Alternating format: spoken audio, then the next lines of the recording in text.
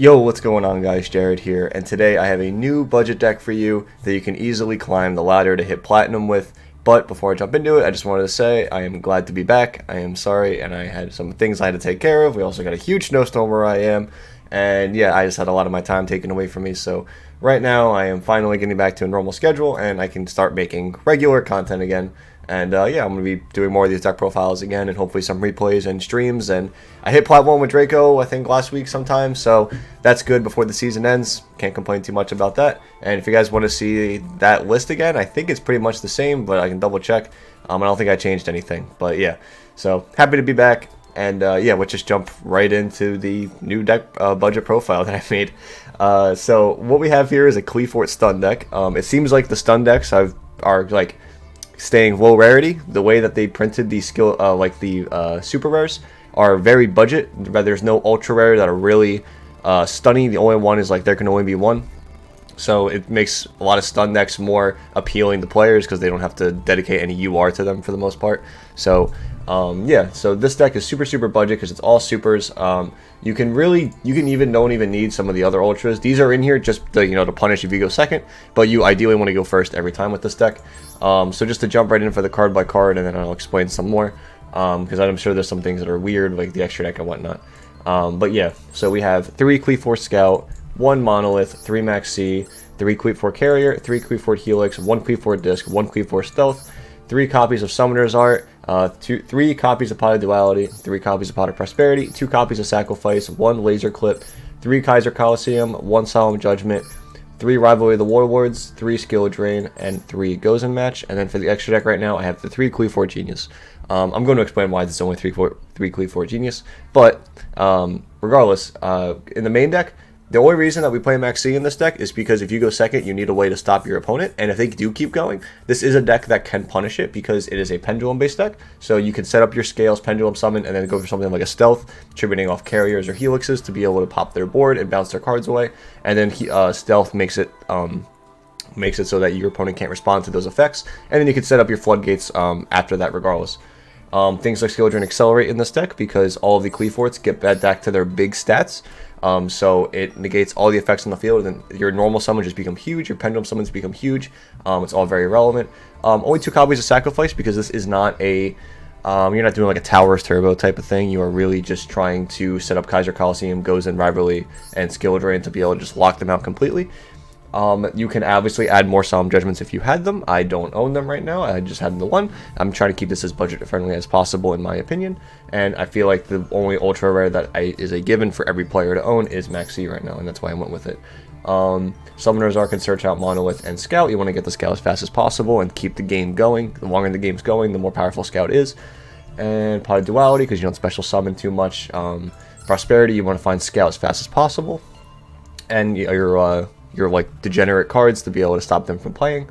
And yeah, overall this deck is actually really fun, and it's pretty good. I like being able to lock your opponent down in the 1 monster so that they just can't play the game. Not even Elwich can pop it if you have Kaiser up with a guy, because they can't summon you can't have Elwich, the Golden Ward, and Conquistador on the field, so it works out really well. And then for the extra deck, like I said, the 3 Qliphort Genius, this card is actually really good.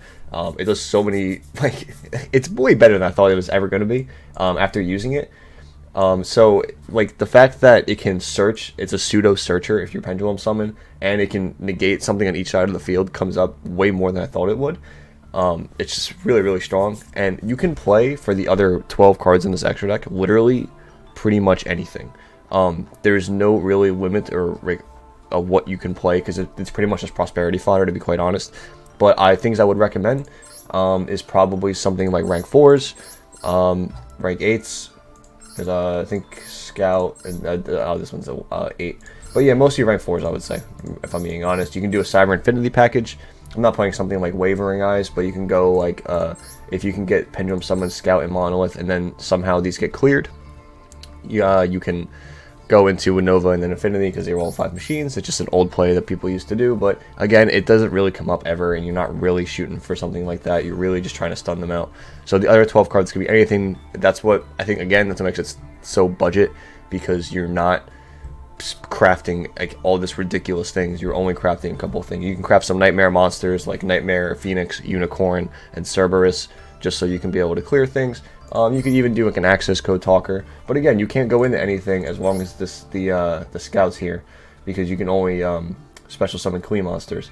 So I don't know. It's just one of those things that it's really, really good. It's very helpful, especially because Qli has a link now, and it makes it so much easier to push, especially with something like skill drain to boost all their attack. So you can end the game out really, really quickly if you get 2 scout searches.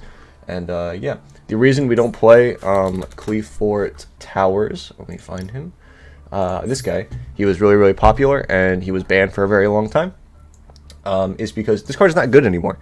This card, A, loses to link monsters very, very hard. A Nightmare Unicorn looks at this thing, and it like just gets scared and runs away. Yeah, because link monsters do not have levels. They have what's it called? They have link ratings, so a unicorn can be able to affect it and just send it away. Also, you might be thinking, oh, well, it's unaffected by spell and trap, so it must be very good against Elwitch, right? Well, on the contrary, if they resolve an Elwitch the Golden Ward in the graveyard and to be able to bring it back, Elwitch the Golden Ward can actually just attack over this, or not attack over it. Sorry, it can crash into it, which is very, very annoying. That's not good for this deck because you dedicate a lot of things going into towers, and if you go towers, you really need it to be able to stick around and win the game. So this card is just not good because everything can out. It doesn't out it for it so easily, and that's what makes this deck so budget. The fact that there is a pack for this, and you can just get the pack, and probably, I would bet, probably within like 5,000 gems or less, you can probably just crack this entire set and just get the entire deck. But this one is just not good. It's just the worst towers. Being able to take you control of opponent's monster isn't good. You're not doing anything with that monster. So yeah, I don't know. It's just a little deck that was something that was different. Again, I was trying to find budget options for players that I feel like not a lot of people were talking about again. I know it's another stun option, while slower player options, but at the end of the day, because we have 3 skill drain, it's just something else that benefits from it, and we have Kaiser Coliseum at 3 too. These is just really important things that people need to keep in mind when they're playing. The fact that they're unaffected by monsters with lower level too is something else that's important to keep in mind. There's so many things that you can, like, a lot of minor interactions with Qliphorts that a lot of people forget about. So you can't do something like Farfa, a normal summon Qliphort monster, because they're level 4 and Farfa's level 3. But yeah, it's just something that's cool to see. So either way, I hope you guys enjoyed this budget deck profile. This is something that I actually had worked on before I went on the little break, and I just never had a chance to upload it, and now I wanted to get to it, and now I want to move forward. Hopefully I can do some other profiles. I wanted to do something that's not stunny. I'm going to try to work on something maybe with like a Tri-Brigade mid-range deck, something like that, just because as much as I like doing the complete, obviously the complete 0 ultra rare deck profiles and stuff, if you need to, like, you have UR gems and you need to be able to use them for certain things. So I'm not going, and I would rather keep if I can keep the URs into a deck that's in a secret pack, I think that's fine for me. So if something like Sure Egg for Tri-Brigade, that's just something that's a good example that I think works out really well. But yeah, I hope you guys enjoyed this deck profile. I will see you guys in another deck profile soon, hopefully. And yeah, be sure to follow me on all my social media platforms, and I will see you in the next one. Bye, guys.